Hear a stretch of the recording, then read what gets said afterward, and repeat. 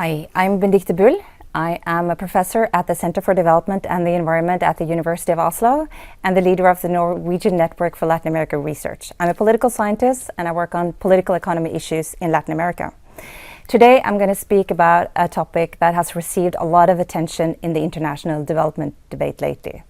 This is partly due to new books and studies on inequality, such as The Price of Inequality by Joseph Stiglitz, The Spirit Level by Richard Wilkinson and Kate Pickett, and of course, Capital in the 21st Century by Thomas Piketty. These studies and resulting debates have highlighted the rise of inequality around the world, as well as the negative effects such inequality has on a range of issues such as economic growth, poverty reduction, and social cohesion. Latin America is the region that has historically had the highest levels of income inequality in the world. And for many years, in spite of progress on many other development indicators such as life expectancy, child mortality and literacy, and to some extent poverty, the gap between the rich and poor continued to widen. However, around 2003, that started to change. Income inequality, measured by the Gini coefficient, began to decline significantly in the majority of the Latin American countries. Since then, researchers have attempted to explain why this has happened. What are the major reasons behind this reduction of income inequality? And of course, will this trend last and thus produce a real change to Latin American societies? The main message I wish to convey here is that the current reduction in income inequality is a result of four broad sets of factors. 1. Innovations in social policy. 2. Long-term investments in education. 3. Increased minimum wages. And 4. The creation of employment for low-income groups due to labor market dynamics. However, we do not yet know everything that is behind the recent inequality reduction, and thus it's still unclear whether there is ground for long-term optimism or not. Before going into the explanations, I will speak a bit on methodological issues. First, there are many different forms of inequality. There is inequality in access to basic services, inequality in power and political influence, inequality in health, etc. Here I will mainly limit myself to talk about economic inequality. And second, there's many ways to measure economic inequality. For example, the much debated book by Thomas Piketty is concerned mainly with inequality in wealth, or the accumulation of property, money, etc. over time. I will highlight income inequality rather than wealth, mainly because there's no comparable data on wealth inequality over time in Latin America at present. We hope there will be soon. Third, the data that I will use come from national household surveys that over the last years have become much better and more comparable. These household surveys try to measure income by asking people what they earn. This is in contrast to, for example, in Africa, where people mainly seek to measure consumption, as few have formal income and the monetary economy is maybe not dominant. So, although inequality levels in Latin America are often compared with those in Asia and Africa, such comparisons are often based on data that are not actually fully comparable. Fourth, while the data from the household surveys are considered to be of high quality, they do have some weaknesses. One of them is that they're often unable to reach the very richest. So although the general income inequality has declined, it's still possible that the very rich of Latin America, the Carlos Slims and the Ike Batistas, have become even richer compared to the general population. And fifth, I will here concentrate only on one indicator of income inequality, the Gini coefficient, which is a somewhat crude measure of income distribution. If a country has a distribution on the Gini coefficient of 0, then everybody has the same share of income.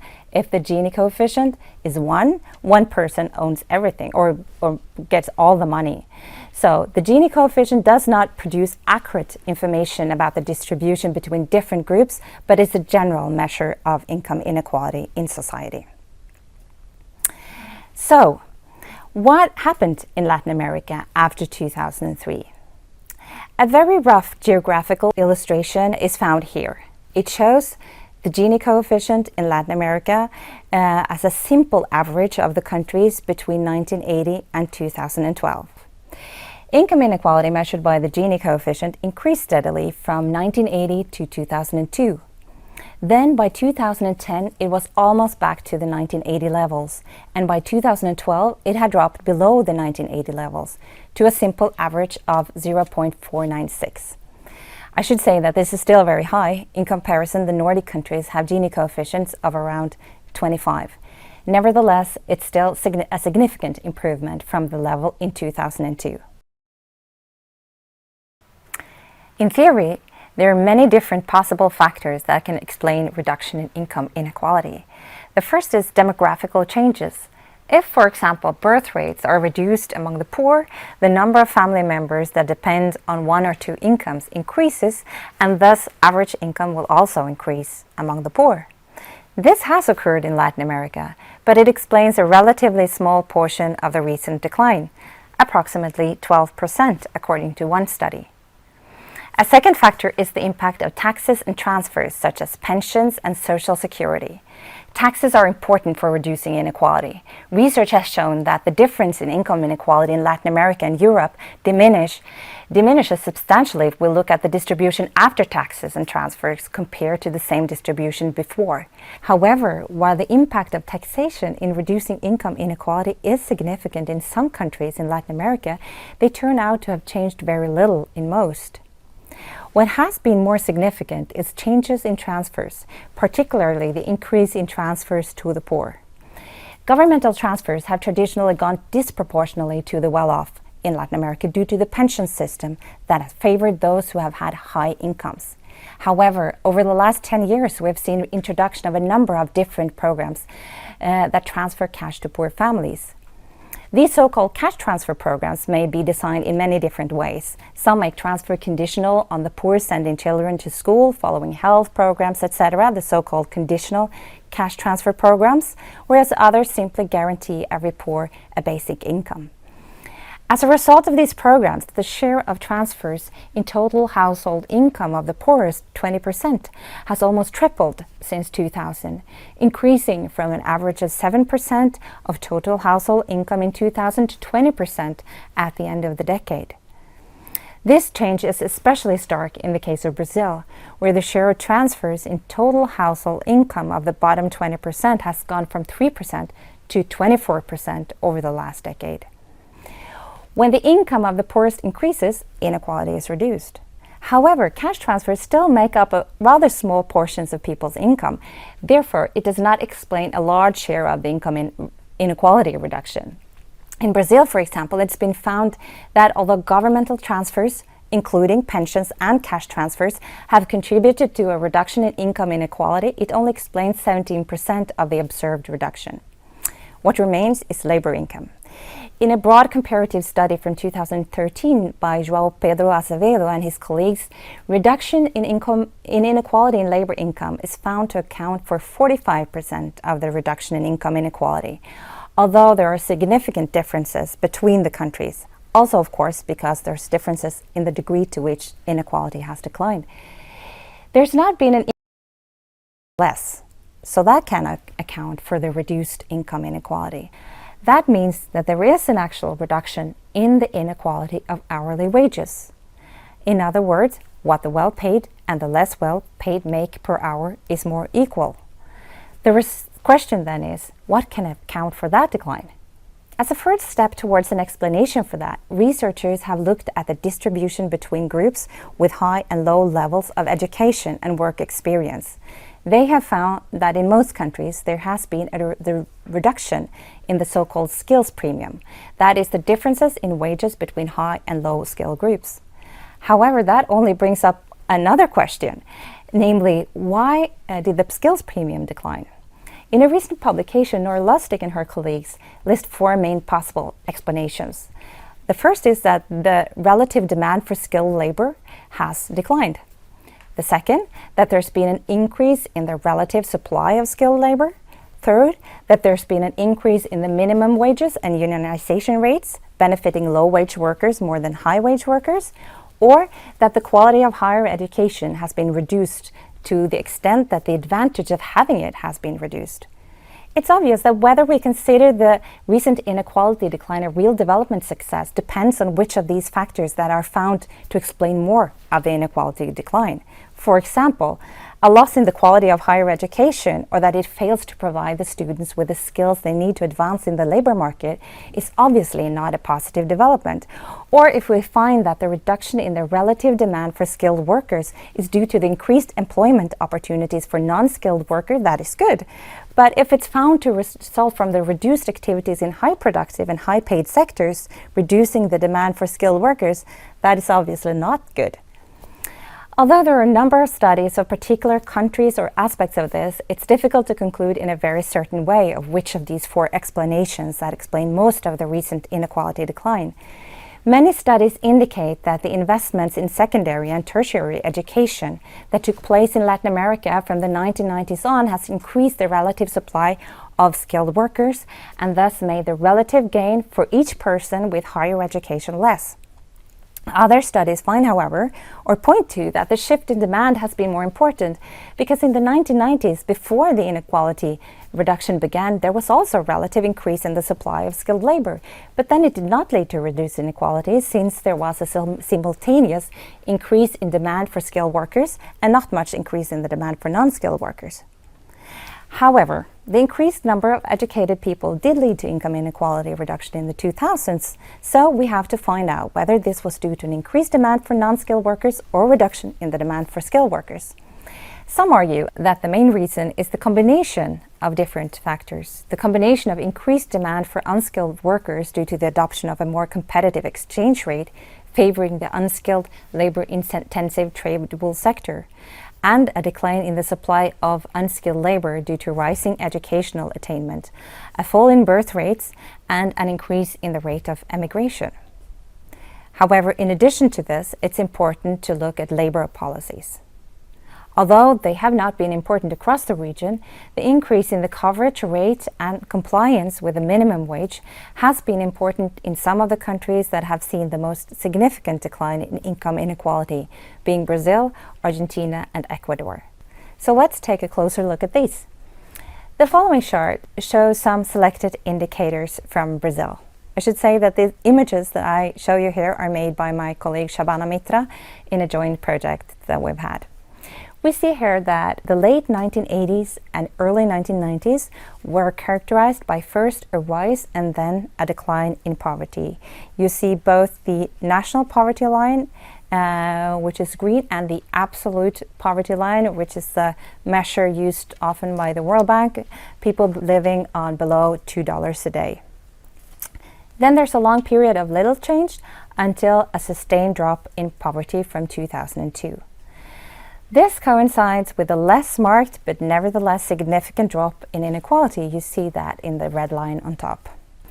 I think the combination of trends that you see here is particularly interesting considering the stories that we heard about Brazil related to the recently completed Football World Cup this summer. We often heard that Brazil had a very dynamic economic growth but a simultaneous increase in inequality. Both assertions are actually incorrect. As you can see, Brazil has had a historically very high income inequality, but it has dropped lately in spite of a very modest and uneven economic growth, as you will see from the blue line at the bottom. Looking at this table, there are two possible explanations that spring to mind. And one is what you see in the orange line, the steep increase in the minimum wage. You also have a line for showing the decline in labor informality that is often associated with declining income inequality. However, let's move to a different country before drawing conclusions. In Ecuador, you see many of the same trends. There's a steep poverty reduction from around 2000, a steep increase in minimum wages, and a significant drop in inequality from its very high point in 2000. And the development seen lately mainly brings Ecuador back to where it was in 1989 in terms of the Gini coefficient.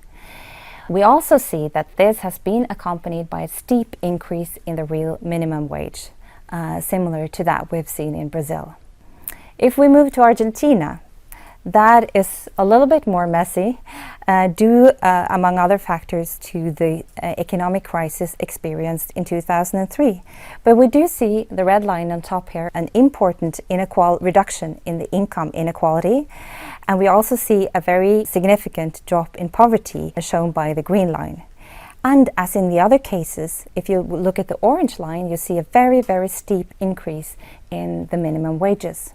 This picture contrasts sharply with what we can see in Mexico.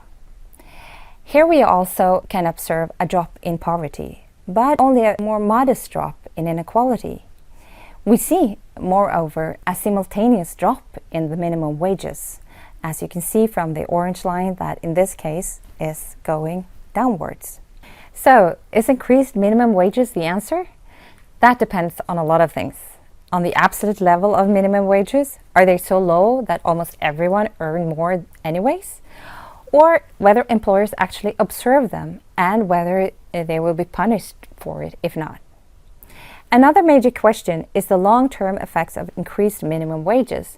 Some argue that an increase in the wages in low-skill, low-productivity sectors will eventually lead to increased unemployment or informalization if productivity is not increased simultaneously. However, research from my own country, Norway, by another colleague of mine, Kalle, shows that here reduction in income inequality was to a significant degree a result of wage increases in low productivity sectors. This had the effect of diverting investments towards high productivity sectors where wages were relatively low and profit thus comparably higher. So what development lessons can we draw from the recent experiences in Latin America? Since the experiences in Latin America are very recent, it's interesting to analyze the results in the context also of other international experiences. But first, it shows that investments in education pays off in terms of inequality reduction in the long term. However, it will not have an effect of inequality unless it coincides with positive economic conjunctures or is combined with other policy measures that help to ensure that the low-skilled do not lag too much behind.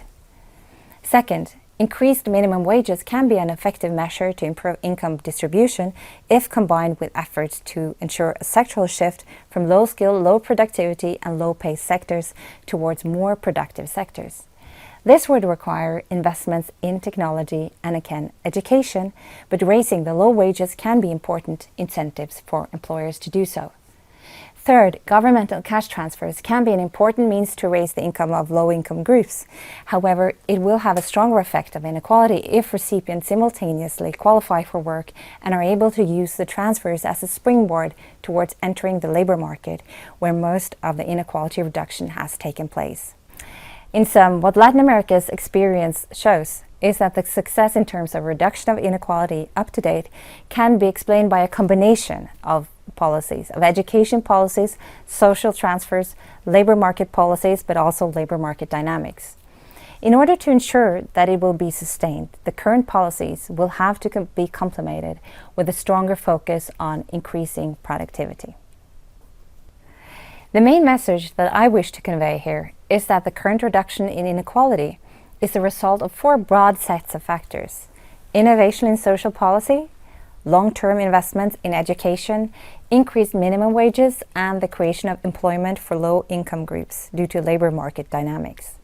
However, we do not yet know everything that's behind the recent inequality reduction, and thus it's still unclear whether there's ground for long-term optimism or not.